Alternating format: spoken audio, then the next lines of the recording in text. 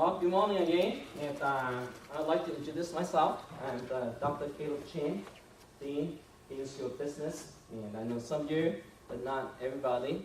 But I want to welcome you to this seminar series, and encourage you to come to all of them, because there are some cash prizes at the end of the four seminars. But even if you don't win the prize, I think you're going to take something home very valuable. Like today, our topic is on maximizing your financial aid. Wow. Believe it or not, it's possible. How many people actually do that? I'll defer to the speakers. They'll let you know what the money's out there. It's just not too many people are taking advantage of the scholarships or finding it inconvenience to have to apply, write an essay, do this and that, or get discouraged when they get a rejection letter. I'm sorry, you didn't get this scholarship, but what should we be giving up?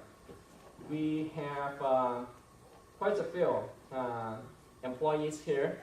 Between the business office and the financial aid office, now it's all under one umbrella, and they're here helping us. I'll give you a little bit of background. I don't want to steal the thunder of a speaker or speakers, and also I don't want to get into too much of the details. But the reason why we're here is because of one person sitting in this room, and her name is Tiffany Cusino. And Tiffany is a graduate of Spring Arbor, and she's working in the M&D. She has felt the need among students to have this type of seminars to help educate everybody on some of the very important things, like getting your loan down to minimum as much as possible. How can we do that? Well, maybe we can go talk to our financial aid officers, counselors, but there are other ways that we can help make the situation less critical, less serious. And I'm glad that Tiffany is here. She's not here to learn or relearn the things, but the idea came from her, and then the email was circulated among several members of the community. And after a couple of meetings, several email exchanges, the Dean's School of Business decided, this is important enough for us to take on as a project, and we are ordering it for the first time. We are videotaping all the sessions with the hope that those who are not here today, they might be able to access the materials, and then maybe second semester, we'll open it up and even try to reach out to our off-campus student body, and a lot of them are adult learners, so maybe their needs are different from the needs that are represented here on campus. But the bottom line is the same. We need to be the good financial stewards. And after consulting my colleagues, they thought, it's too serious a topic, seminars. Who wants to go to a seminar when they have an hour that they can do anything on their own? So we changed the topic to cash rally. There's cash out there, maybe underneath your chair. No, there isn't. But there's a lot of money out there to be found that you can use to help reduce the financial obligations that you have when you come to the college. So, without further ado, let me introduce our speaker today. We have two employees from the financial aid office. To my left and your right is Jody Reynolds. Some of you might have met her before. And Jody and her husband came here 20 years ago. And her husband works in the physical plant. You may have seen Tom in the building polling center. Jody is assistant director of the financial aid office. And then to my right, your left is Paul, the Bettenga, and has been here for the 7 years. Is one of the financial aid counselors. And again, our topic is maximizing your financial aid 101. Let's give them a big hand. If I can have another 30 seconds. We want you to fill out the pre-test, not the post-test. It's not to be graded. Put your name there, and then we'll use it for drawing at the end. We have 3 $10 gift certificates, gift cards, either iTunes or Starbucks, and you have to be present to win. You don't need to have all the questions right to win. It's not the purpose. We want to know if there is any difference before and after. So if you can take 30 seconds or so to do the pre-test, we'll get started with that on. Yeah. Just to add to that, the last question on there is questions that aren't answered today. If you have those kind of questions, please write those in there. We're going to try to put something out there that will get that information out to you, either via the monitors around campus, that kind of thing. So I want to thank everybody for coming today. It's an important subject, and debt is a real problem. I mean, you see it in the news all the time, and students really realize that, probably more than a lot of people. Why would you want to go out after outside scholarships? It's kind of a secondary thing. You know, you fill out your FAFSA every year, get your federal, your state, and Spring Arbor aid, that kind of thing. Outside scholarships are kind of an untapped resource. We have some students that are using them, but there's a lot more out there, and it's a good investment in your time to spend, maybe an hour a week or something, going out, just seeing what you can find. Hopefully this will help you do that. Why would I want to apply for the outside scholarships? Well, the big one is debt load. Get that debt load down. Let's say the average debt load for Spring Arbor is probably an unscientific estimate is around $30,000. There's students that are higher, there's students that are lower. If you look at that when it goes into repayment is a big burden that'll take out of your salary. So anything you can do to reduce that now is going to benefit you hugely on the other end.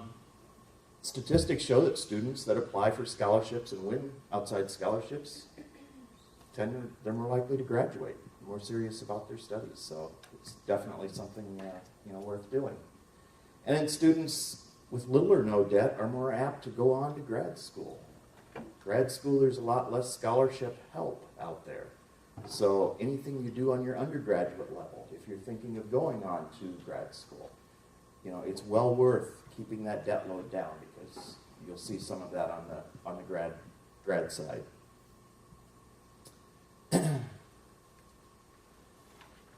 The reality of it is, though, very, very few students have a full ride.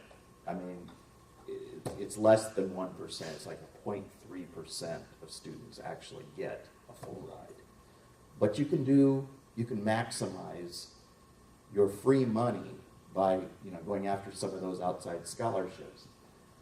The easiest to get outside scholarships are the ones that fit in, they're majoring in STEM fields, which are science, technology, engineering, and mathematics. High need areas. They were when I was going to school. I'm sure they will be down the road as well. Students with better grades, a lot of scholarships tend to be grade oriented. They tend to win more scholarships. But don't let that deter you. There's a lot of scholarships out there that are looking at need, not necessarily the scholastic performance. Again, students with above average test scores, especially for freshmen, tend to see more scholarships as well. Where do you find your scholarships? The best for Spring Arbor, a quick and easy way to do that is when you get your Spring Arbor announcements in your email, go out and peruse through those. any that I learn about, I post on there every week. So they'll be on there until the deadline hits, and then they take those off there. So it's definitely worth looking at. And I've actually, over the 7 years I've been here, I'm actually seeing more and more students come in and ask questions about those. So it is getting the word out there. FastWeb is a really good resource to look for scholarships, and you'll get a ton of junk mail with it when you sign up. But set yourself up an email account, a Google or a Gmail account or something with your, specifically for your scholarship searches. It's a way to kind of organize so you don't get all your junk mail on the regular email. They'll have you fill out a profile. It's very important to fill that out as completely as possible. It really helps them, the search engine system, to target the scholarships that are most likely a good fit for you. So definitely fill that out. Interests, hobbies, career goals, all those things fit in. Large retailers. In the past, I've seen Walmart, Myers, Target, have all offered scholarships in the past. And I believe in a few cases, those are actually renewable each year. Definitely worth going out on their websites, see what they got. A few years, it's been about a year ago, I was helping a pre-med student look for scholarships. Went out and Googled it. Came up with Tylenol. Had a scholarship on their website for $10,000. Just do an essay and send that in. There was one for $10,000, and I think they had two for $5,000. It's free money. You just have to apply for it. Organizations that are associated with your career goals. There's a lot of professional organizations associated with lawyers and engineers and teachers, all that. So go out on those professional websites and just see what they offer. A lot of times you can get, they'll offer scholarships just to draw future participants into that career. Hometown Chamber of Commerce. They know what's going on in the business sector of your community. They're going to know if a particular business offers a scholarship or not. They're a really good resource for that. Some do that, some will offer that, some will not. Never hurts to ask. A no is only a no. If it's a yes and you can get a scholarship, hey, it was worth your time. Hometown library, again, not all communities have a chamber of commerce, but a lot of communities will have a library. They're another really good resource. Quite often the librarian will be in the know and they'll be talking to people and find out about that kind of thing. Hometown church. Some churches offer scholarships. Check with your hometown church and just see if they offer a scholarship or if they've ever thought of offering a scholarship. They may have, college-age students that are coming on board, and that might be an idea that they want to implement into their church. This parents employer is another good one. It's not as common anymore as when I went to school, but there are still employers out there that will pay for your parent to go to school, and sometimes the siblings to go to school. So definitely worth looking at. And then lastly, a high school counselor. This is more geared towards maybe a senior in high school. But if you've got a good rapport with your high school guidance counselor, stop in and say hi and see if they know of any scholarships. It's worth asking. A lot of it's just the networking and getting out there and letting people know what the need is so that you can find those. Paul, do we have time to take a quick look at that FastWeb since we have it up there? Yeah, we could sure try that. They want to take you away from your presentation. So I think it would be of interest to us. Let's see if we can get that to launch for us.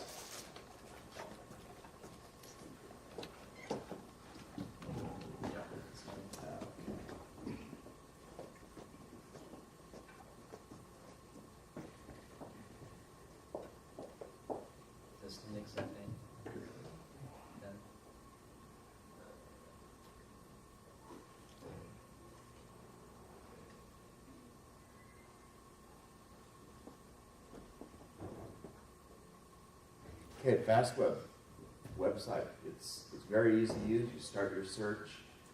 They're going to ask you to plug in information when you set up a login. Just kind of ask, because they want to get a feel for what your interests are, what your intended majors are, those kind of things. Helps target the scholarships that are out there. So it's more or less like a clearinghouse? Yeah, it's the whole FastWeb thing is built around searching for scholarships, so that's kind of their target information that they're trying to pull in. But it's very easy to use. Get out there, play on it, and see what you can find. I spent about 15 minutes on it and was pulling up some different scholarships for,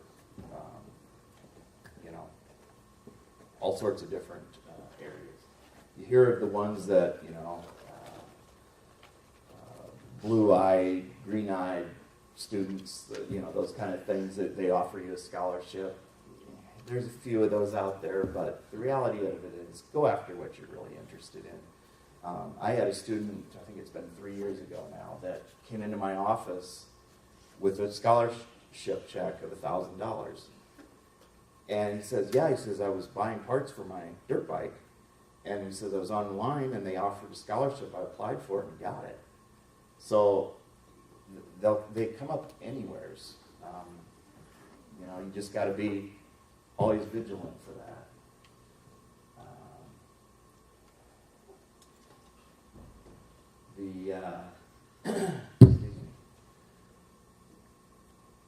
Well, should we be the concern about the privacy? The information that we provide may somehow be the used. That's a good question.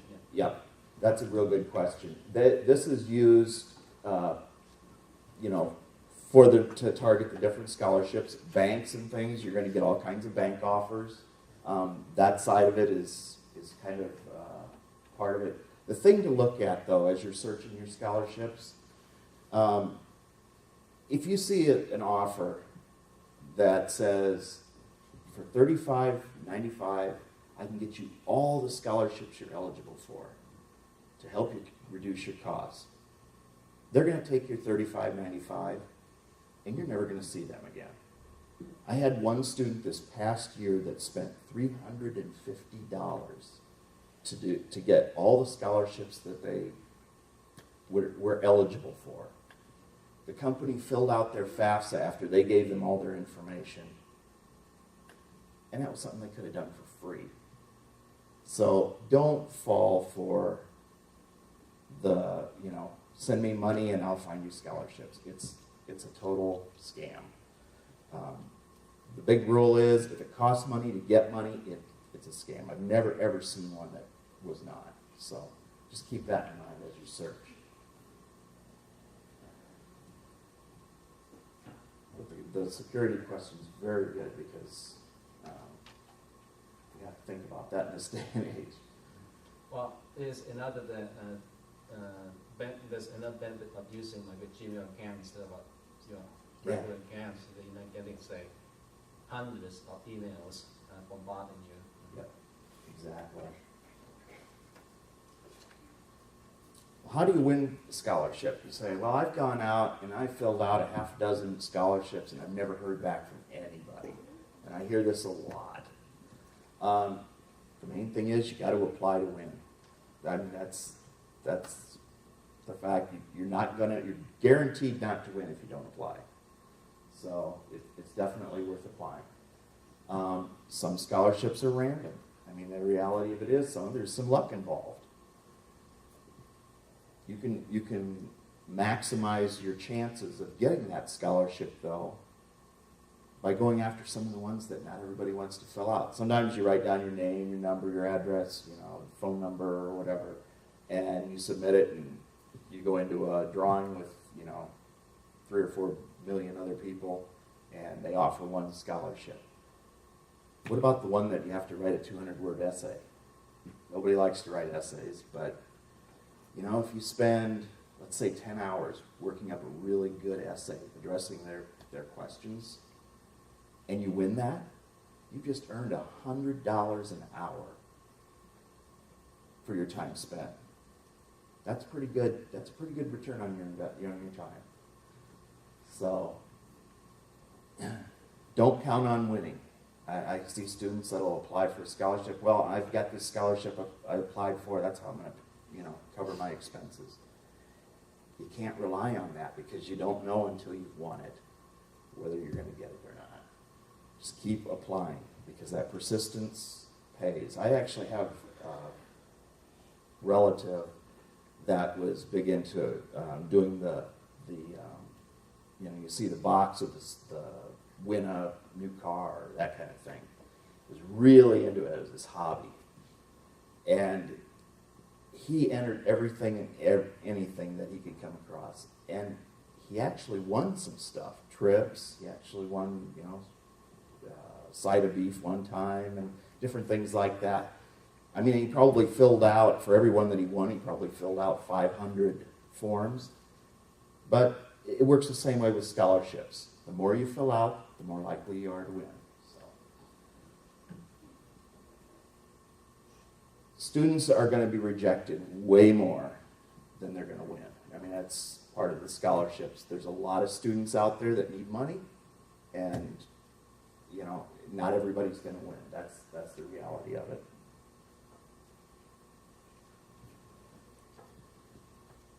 The key to using the different websites effectively are, again, completing that profile so they know, they don't, if you're, let's say, a music major, they don't send you stuff for a chemistry major.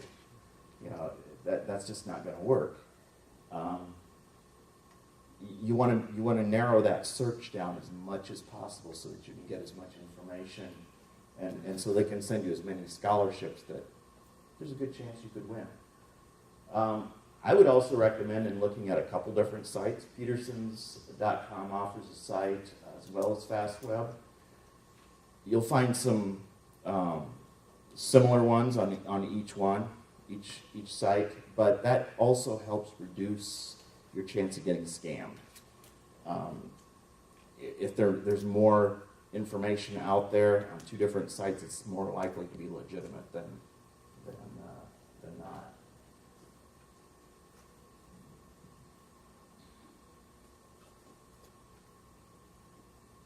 You want to review your online presence, and this actually goes on to after you graduate and everything, because employers as well as scholarships, they're going to go out and Google your name to see what comes up. If you had a bad judgment one day and it's all over Facebook or something, you really don't want that out there. They're going to look for people that are going to be responsible, that can represent their company, that kind of thing when they offer the scholarship. Watch, language. You want to be, non-discriminatory. You don't want to put illegal activities on there. That kind of thing. It's just worthwhile. I Googled my name, which is kind of a different name, and I came up with 4 Paul Bettengas. And 3 of them I knew. So, it's go out and try it sometime. It's can be entertaining. Just kind of want to watch social media websites, that kind of thing. What you put out there. The other thing is for scholarships and grants, as well as if you're, one day you're doing applications, for jobs and things, you want an email that is professional. ilovekitties.com or that's just not going to go when you're trying to apply for that first job. You want something that looks professional out there. So, create that professionalism in the internet area.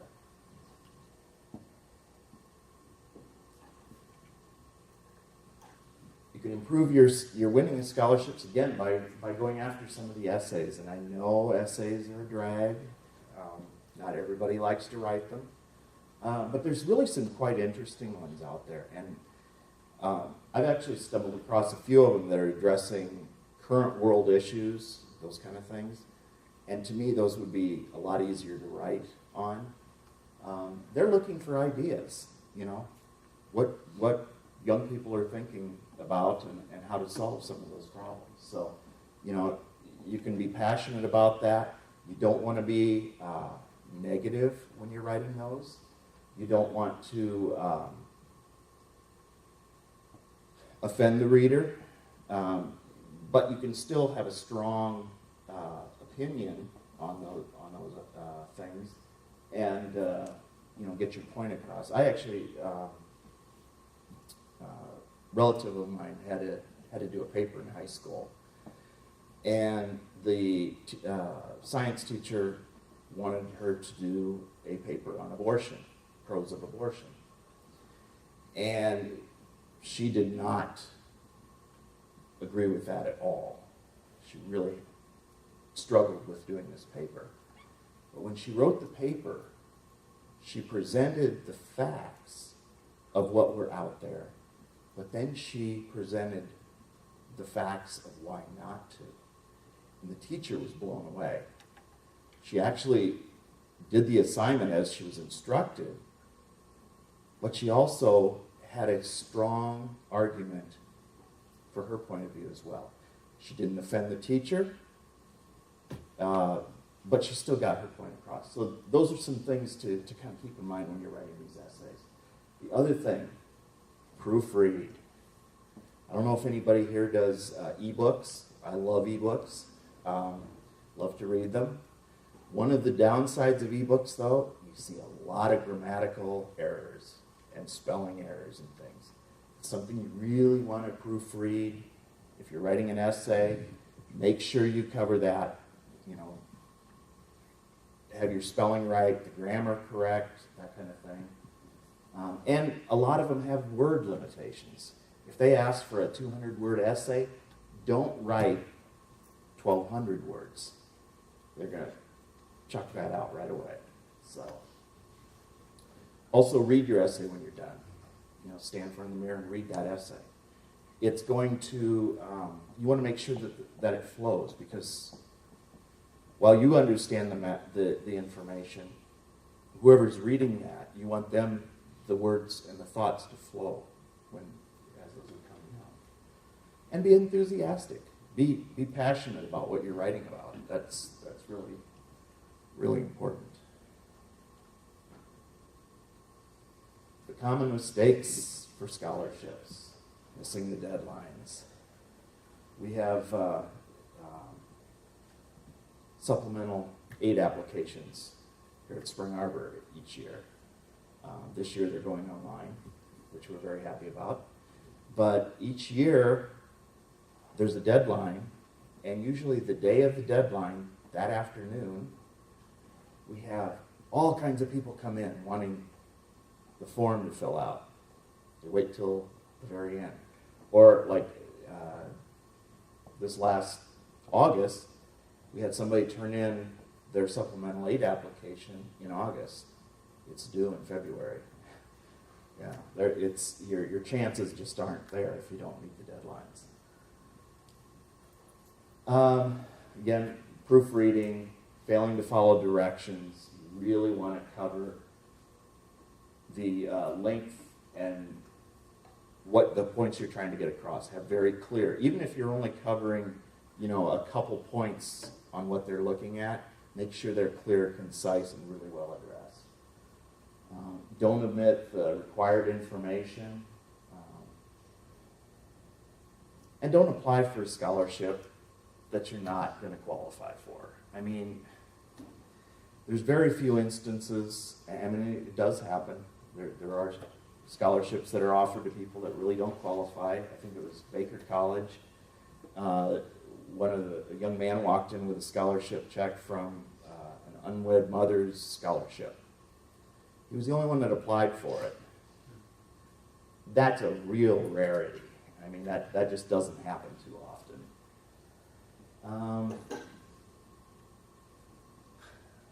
You want to, one thing that we talk about at a lot of the freshman days is, you know, write a really good essay and tweak it so that it fits each individual essay. That's really important. You don't want to write a really good essay and address global warming if you're writing about, you know, homelessness or something like that. They're just, you want to make sure that it's tailored to the questions that you're addressing. Don't write a boring essay. You know, you want to capture their attention. You really want to get that information and catch their attention. It's your chance. It's your time in the limelight to really grab their attention and you know, show them what your opinions are and your thoughts. I've already covered the offending the reviewer, and you also don't want to exaggerate. You know, statistics are so misused in this day and age. Make sure your facts are solid, that you can support those. You know, it just, we see it all the time in the media and stuff of statistics that just really don't make a lot of sense. Avoiding scams. Worst thing you can do is put a credit card information out to get free money, because they're going to take yours. Don't fall for the promise that you're going to win the scholarship if you send $19.95. You're going to lose your $19.95 and you're not going to get a scholarship. Key is, if it costs more than a postage stamp to mail the letter off, it's probably a scam. So keep that in mind.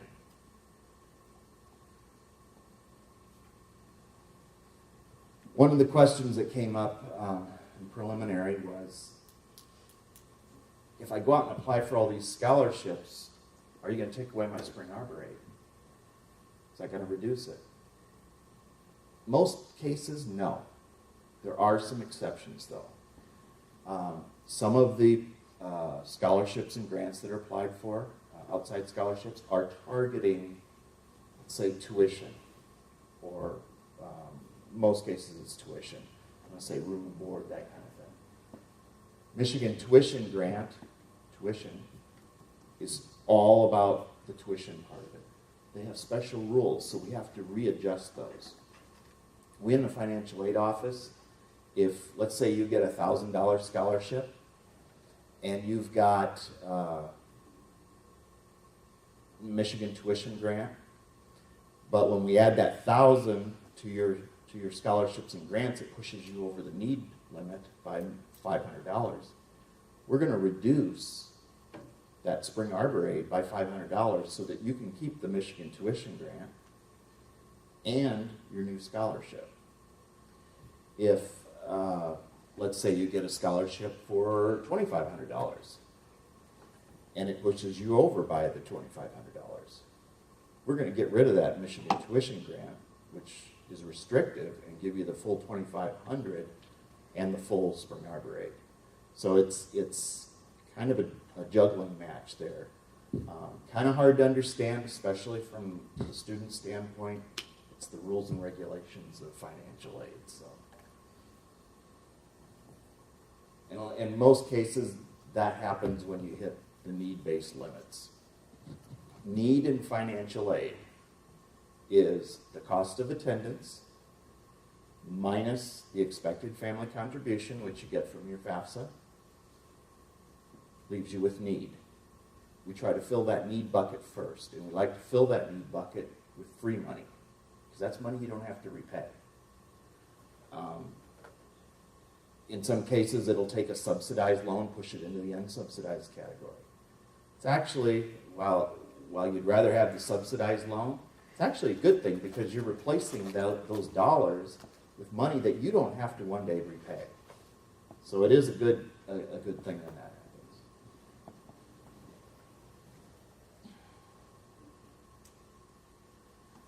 The big key to financial aid, though, don't forget, January 1st is when you can start filing FAFSAs for the 14-15 school year.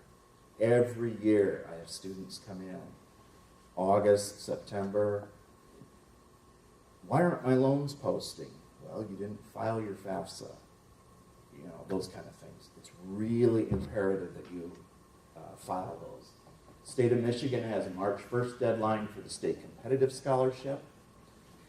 The Michigan tuition grant, which is essentially the same thing but for private schools, is June 30th. You can get a state competitive scholarship at a private school, but they're kind of interchangeable. You can't get them both at the same time. The other thing is FAFSA.gov. Keep that in mind. Don't go to FAFSA.com. If you Google FAFSA, the first thing that pops up is FAFSA.com. They charge you $70 to do something you can do for free. I mean, that's a huge waste of money. I threw in a few websites here that I thought might be useful for everybody. The big one that I have, especially for seniors and juniors, is how do I know what my loans are? How can I find out about my loans? www.nslds.ed.gov is a great website. It's got all of your federal loans, both subsidized, unsubsidized, Parent Plus, Perkins. It's all listed out there. I can actually go out, when I went to school in the early 80s, I can actually go out and see what I had for loans back then. That's how encompassing this database is. So it's really, really a good resource. Financial aid calculator. I was playing around with this earlier today, and that is an amazing tool. It's a little scary because you plug in, okay, I've got $30,000 of debt. My average is 6.8%. What are my monthly payments going to be? But it really helps in planning, especially when you hit your junior and senior year, getting ready to enter the workplace, how much of a draw that's going to be on your funds. Again, the FAFSA website. FAFSA PIN registration, you lose your PIN number. That PIN is going to be useful all down the road. Even years down the road as you're paying off those loans, you want to go out and see what your progress is. Get onto NSLDS, you got to have your PIN number. So. And then some other sites for scholarship searches. FastWeb's the big name. There's College Goal, scholarshipamerica.org. I actually have seen a number of those scholarships come through Spring Arbor. So they're definitely a good site to go to. And then petersons.com is very similar to the FastWeb. Is there any questions that everybody's got that might relate to financial aid or scholarships or anything like that? Questions for Paul or Jody? You got a question? This PowerPoint is really helpful, and I just want to be able to get this to where other students can access it and be able to forward it to me. Yeah, we can share. Well, we're going to send it out to you guys when you turn this in for the drawing. Any other questions? If you do have questions down the road, you run into a scholarship you're not sure about, stop in our office. Jody and I can take a look at those, let you know what we think of them. There's a lot of good ones out there. There's a few bad ones, and that's what makes it difficult to negotiate. So just keep the rules in mind. It costs money to get money. It's a scam, and you'll do well. There are no bad questions, no dumb questions. In fact, the questions that you raise and the plan is we put on the electronic bulletin board. So not just we're answering the question to Catherine, okay, but everybody can see the question being answered too. So you can actually help other people and your friends, roommates, classmates. Yeah. Maybe we can do a quick preview of what the other seminars that will be coming up. Before we do that, let's do two things. One is what we want you to fill the post survey or post test, and then pass it down to the aisle. We'll have someone named Chelsea who will pick them up and will later on do the drawing. Two is what let's give what our presenter Paul, the singer, and big hand. While you're filling out the post test, which is page 2, not page 1, you don't have to worry about page 1. Even if you say, oh, I want to change my answers. No, it's too late. And again, it's not going on to your transcript or whatnot, and no one but maybe a couple people like me will be seeing the results. You want to see okay, well, pre and post, and you do better, and as to the seminar being effective, that kind of thing. But in the next couple of weeks, primarily 2 Friday mornings, the same time, 10:10 to the 11 o'clock, we have 2 more additional seminars. One is on what are some of the loans out there? What are some differences? That would be the Kristen. Is it next Friday? No, 2 weeks from Friday. Next Friday would be the Gordon. Yeah, we're going to be working on budgeting and being able to help you make the most of the money that you have. Okay. Even if you have only a little, well, you still Even if you have a little, especially if you have a little. Yeah, especially when you have only a little. And we'll also talk about the LRAP, and well, you may not be receiving the LRAP, but what is it all about? And we'll spend some time on that too. And so 2 Fridays in a row, and then the last one is going to be the 3 weeks from today. It's a Wednesday. We'll talk about career development. It's never too early to start thinking about what they want to do. What are some things that I need to be having before I enter the workplace? So these are the seminars, and I encourage your friends to come, and we try to do our best to advertise. But not everybody's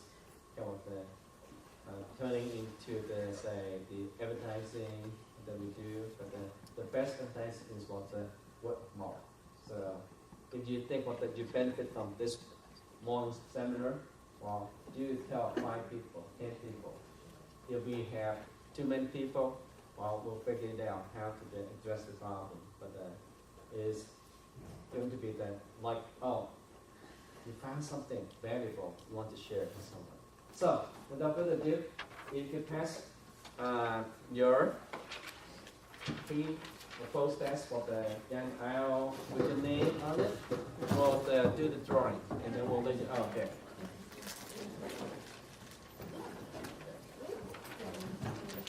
No, we just do, but we get to choose.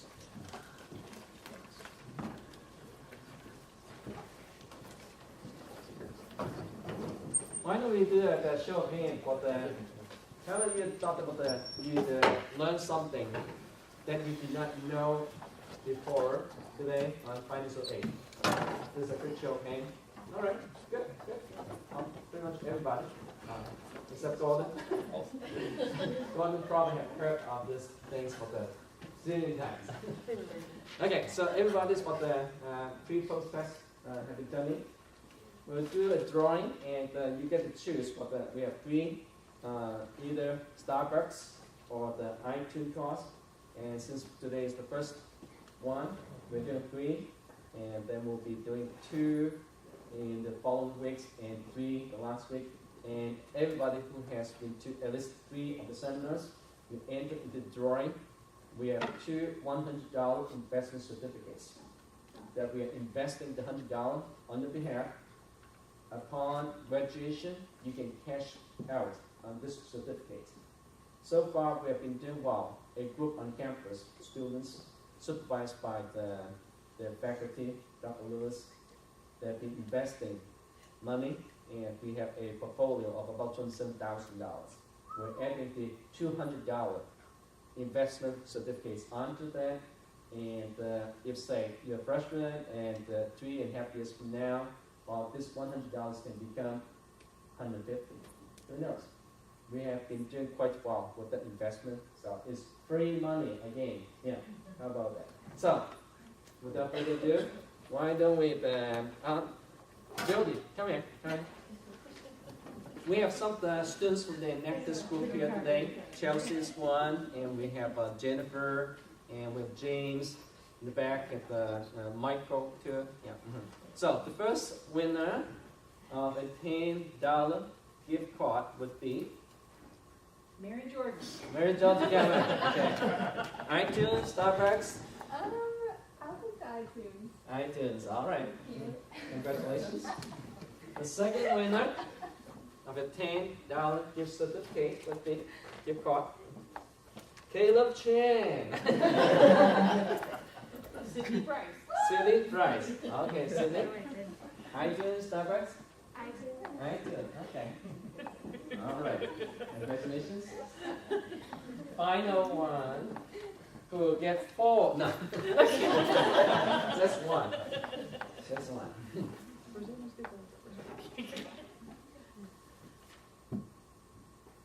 Canimator. The Canyon, okay. iTunes, Starbucks. iTunes. Okay, we'll get more iTunes this time. Well, I think we are done, and thank you for coming. Feel free to grab another snack on the way out, and hope to see you again next Friday, same time, and bring a friend. Bring a friend.